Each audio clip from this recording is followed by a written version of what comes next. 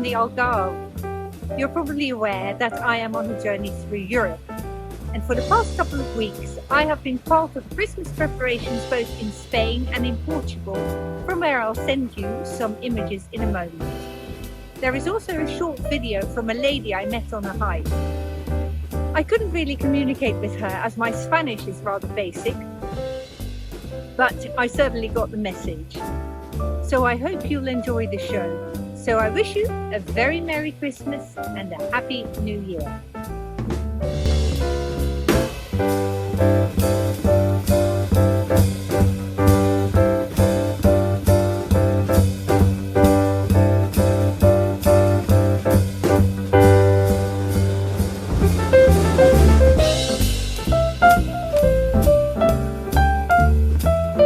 Hola, ¿qué tal? Buenos días a todos.